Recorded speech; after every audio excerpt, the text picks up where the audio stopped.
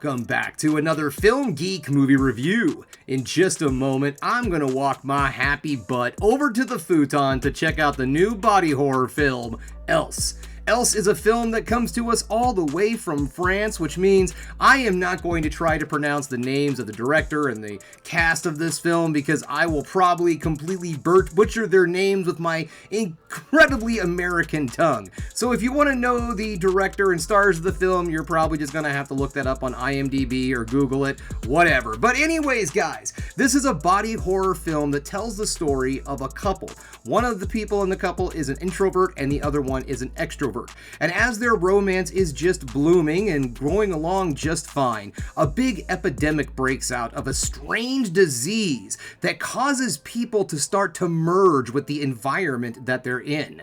I don't know exactly what kind of metaphor they're going for here. I don't know if this is something that's supposed to be an allegory of the 2020 pandemic or something of that sort, or if it's supposed to be toxic relationships or something of that sort. All I know is for visually speaking, this movie looks like it's going to be pretty crazy. Now, this movie has already been released in France. I want to say it came out back in May, and I've been paying attention to this movie and waiting for it to come here. Now, it gets a theatrical release in some parts of the country, but where I'm at right now, it's just being released on VOD. So you know what? It is enough of me sitting here jabbering on, because I got to get over to the futon. As always, my good old cat and movie partner, Haku, is patiently waiting for me on the futon. So it's enough of the jibber jabber. It's time for me to get over there and check out the new body horror, Else.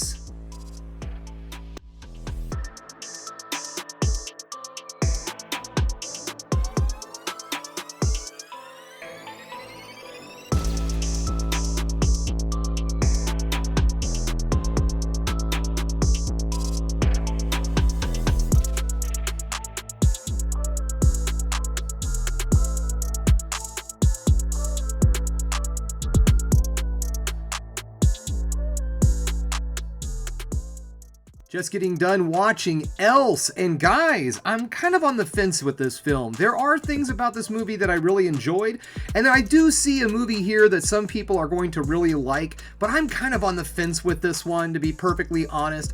I think from a technical aspect, there is a lot of things in this film that I really enjoyed, but on the way that this film tells its story, I was not a really big fan. There's some issues with the tone and all. So let's get this started, shall we? We're going to get things started with negatives, then move into the positives to end the video on the ever so important high note. The first thing I want to talk about is the pacing of this film. Now, this movie is a slow burn, and this is really my, I would say, second French horror film that I've seen, but calling this movie a horror film is a big stretch, which I am going to get into. The pacing of this film is also really kind of slow, and I do mean in a slow fashion, not necessarily a slow burn, because in most films, in most slow burns, they build to something, to a real big payoff in the end, and then you finally get some kind of crazy moment or some kind of big action sequence, a big twist or something like that, that makes all of that waiting and story building really pay off. But unfortunately, in this movie, once you get to the third act, once you get to the point where a lot of what's going on is starting to reveal, and the film starts to try to piece together all of the little subplots and themes and everything that it's trying to put at you, it does really take a long time, it feels, to get there. This film really slows down in the third act, which is kind of sad. Not that this film is really boring and slow leading up to that third act. There's a lot of intrigue and a lot of things that are going on that keep you interested in this film. It's just for some odd reason, when you finally get to the big payoff, this movie really takes its time getting to its point.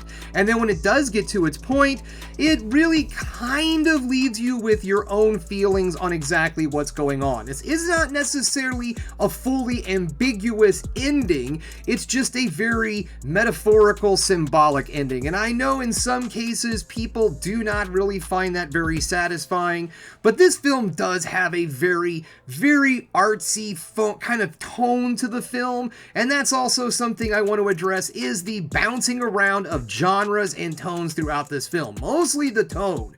The beginning of this film, things start off very lighthearted and fun, to a point where it almost feels like this movie might go into a parody realm, or it's going to stay within kind of a romantic comedy type thing, where they're in this, they're in this apartment, and then all this crazy stuff's going on around them, but they're falling in love even though all this is happening, and so on. So that's where the movie lets you think it's headed.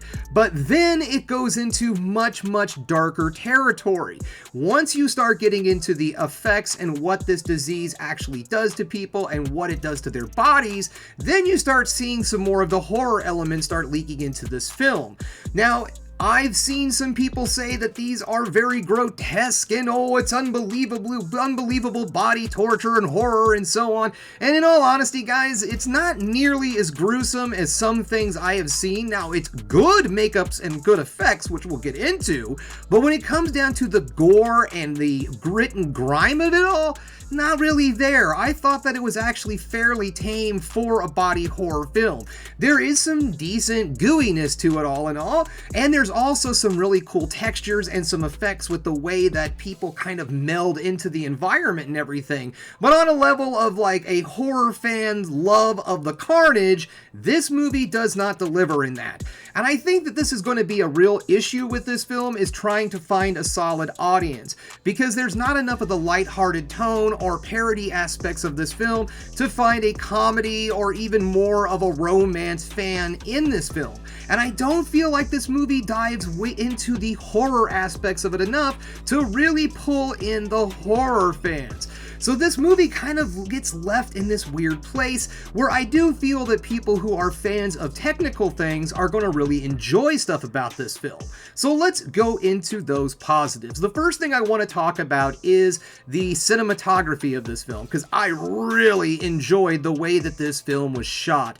I thought it used a lot of really cool different techniques and styles to really work with that shifting tone throughout the film. As I said, the beginning of this movie dives into romantic comedy territory, and it also puts in a lot of a lighthearted, more home video kind of filming to the movie. The film itself even kind of looks like a digital camera type of filming when those moments are going on, and I really thought that was a cool usage, almost like a found footage film, like something that would have been found in the rubble after everything was said and done, so on and so forth. I really enjoyed those aspects, and then also driving home the claustrophobia of the pandemic. I thought that it did an excellent job that delivering that claustrophobia with lots of close-ups and such in the cinematography. I do think that this movie, while it didn't necessarily succeed in delivering all of the messages that it tries to throw in it, there's a lot of different themes, there's a lot of different tone shifts and all, I do feel that the movie did an excellent job delivering two different themes in this film. One is the giving up of one's self-identity and individuality and becoming one with its environment, and how that can be some people's greatest fear and other people's, greatest pleasure. The movie also does a really good job of driving home the pandemic paranoia and things that we did all experience during that time period. The claustrophobia, these feeling like you're never going to be able to get out of it, getting sick of staring at the same four walls day in and day out.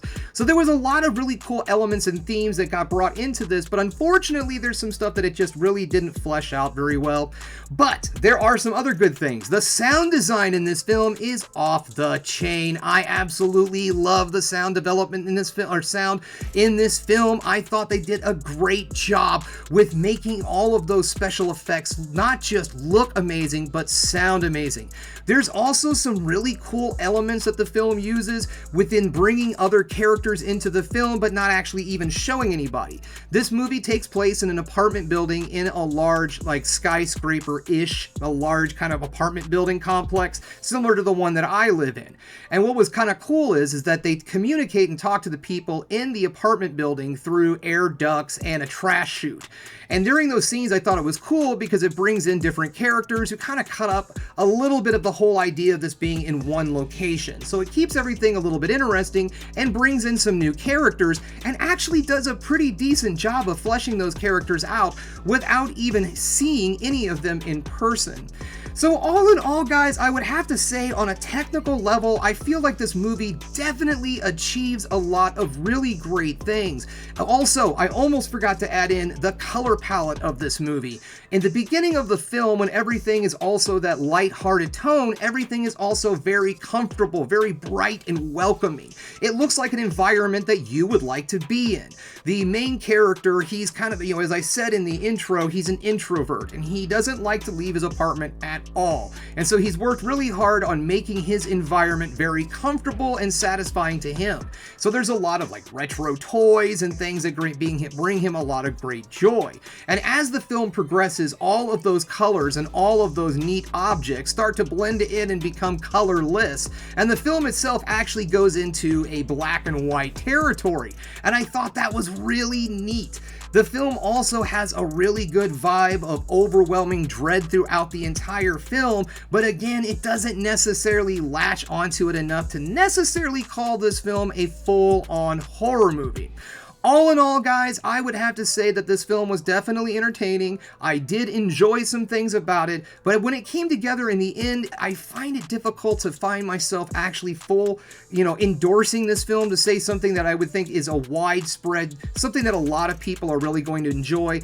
If you are a person who really enjoys more surrealistic visual type of films that, have more metaphorical, symbolic type of things behind it, I think you're going to find a lot of stuff out of this film. But if you're looking for just a scary pandemic, I'm scared of some kind of big disease and what horrible things could happen to me kind of movie, this is not it. This is not the film for you.